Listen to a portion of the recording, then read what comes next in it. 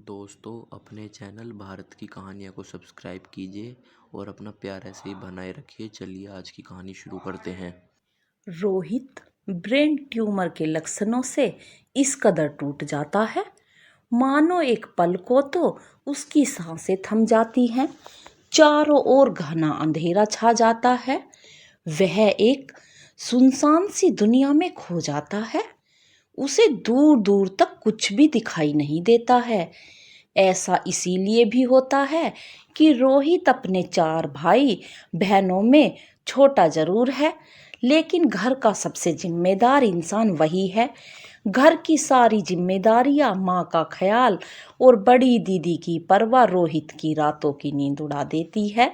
रोहित यह सोच सोच कर और भी टूट जाता है कि मुझे सच में ब्रेन ट्यूमर निकला तो मेरी माँ और दीदी की जिंदगी, उनकी उम्मीदें, उनके सपने, उनकी हिम्मत सब टूट जाएगी। इसीलिए रोहित घर पर किसी को कुछ नहीं बताता है। रोहित की दुनिया बहुत सीमित थी। सिर्फ दो ही लोग थे उसकी जिंदगी में जिनसे वह सब कुछ साझा कर लेता था। एक राखी और दूसरा रोहन, जो कि रोहित के दिल की धड़कन है। रोहित को सिर्फ अब रोहन का सहारा था।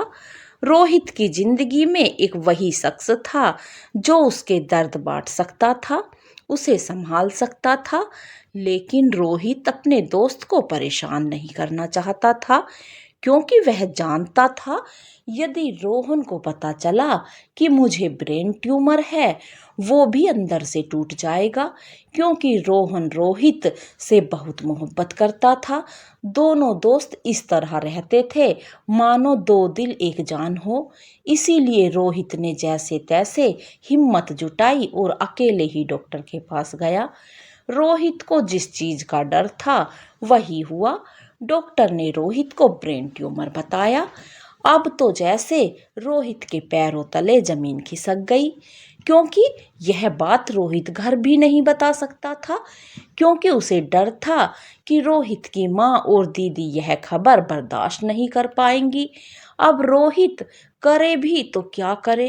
रोहित के सारे सपने ऐसे बिखर रहे थे मानो हीरे मोती से जड़ा हुआ हार टूट गया हो और हीरे मोती फर्श पर किसी किनारे की तलाश में बिखर रहे हों। रोहित की हिम्मत दिन व दिन टूटती जा रही थी, जैसे मानो वह जिंदगी के आखिरी दिन गिन रहा हो। जब रोहित को कुछ भी दिखाई नहीं दिया कि वह क्या कर रहा है और क्या करेगा, तो फिर उसने रोहन को फोन लगाया और कहा, भाई फ्री कब हो, बैठकर बात करनी है तुमसे। रोहन ने खूब पूछा, क्या बात है? ए कमीने, बोलता क्यों नहीं? बोलना, क्या बात है? तुझे पता है तेरे बिन रोहन कुछ भी नहीं है। एक तू ही तो है और परेशान होगा साले तो मेरा क्या होगा? बात क्या है, बात बता। लेकिन रोहित उसे बातों में उलझा लेता है और कहता है, ऐसी कोई बात नहीं पागल, बस तेरी याद आ रही थी तो सोचा मिलकर बात करते हैं। काफी दिन हो गए तुझसे, जॉब से तुझे कब फुर्सत मिलेगी? मुझे तुझसे बात करनी है। रविवार की छुट्टी रहेगी, फिर मिलते हैं दोस्त। चाय की चुस्कियां उड़ाएंगे और बैठकर बातें करेंगे। अब रविवार का दिन आ जाता है और रोहित रोहन के साथ मटर गश्ती करता है, लेकिन दोस्त आखिर दोस्त होता है। रोहन रोहित से मुस्कुराते हुए चेहरे के साथ अपना पीछे दर्द छुपा लेता है और कहता है, ए दोस्त, कब तक पागल बनाता रहेगा तू? मुझे बताना क्या बात है, बेवजह मुस्कुरा रहा है। कमीने, तुझे क्या लगता है कि उस मुस्कुराहट में तू मुझसे दर्द छुपा लेगा? हम भी तेरे यार हैं। अब जल्दी बताएगा या अपनी इस मुस्कुराहट से मुझे रुलाएगा?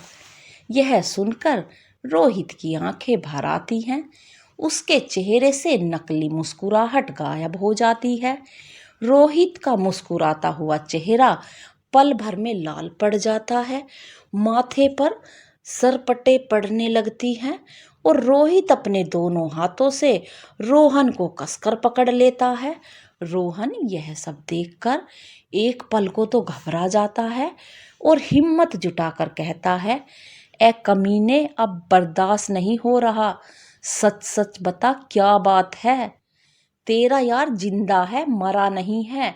अब बताएगा भी या मुझसे छुपाता ही रहेगा? मेरे प्राण निकाल के मानेगा कमीने।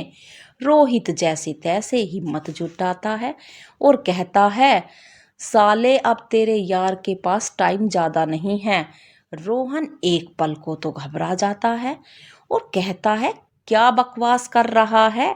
तुझे पता है कमीने, मैं सुख में भले ही तुझसे बात न करूं, लेकिन जब परेशान होता हूं ना, बस तू ही याद आता है और कुछ दिखाई नहीं देता मुझे।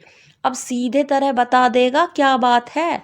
रोहित रोहिन को बताता है कि मुझे ब्रेन ट्यूमर है।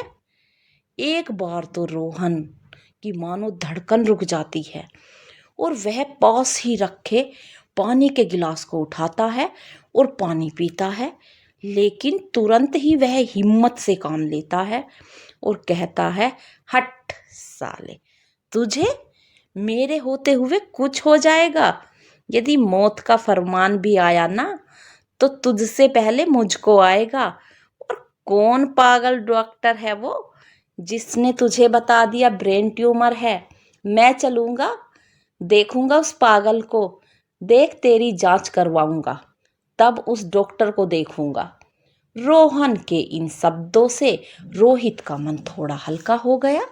उसे थोड़ी तसल्ली मिली, मानो एक लंबे समय के बाद रोहित की जान में जान आई हो। फिर रोहन रोहित को समझाता है और कहता है, ऐसा कुछ नहीं है कमीने, लेकिन फिर भी मैं अपनी तसल्ली के लिए तुझे दिखा कर लाऊंगा और तेरी जांच करवाऊंगा। इस मुलाकात से रोहित का मन काफ़ी हल्का और शांत हो जाता है। फिर रोहित एक दो जगह और एक दो डॉक्टर को दिखाता है, तो पता चलता है कि रोहित को ब्रेन ट्यूमर नहीं है, बस थोड़ा नज़ला है, उसकी वजह से उसे दिक्कत हो रही है। एक दिन रोहित बच्चों को पढ़ा रहा था, तभी अचानक से कविता बेहोश हो जाती है।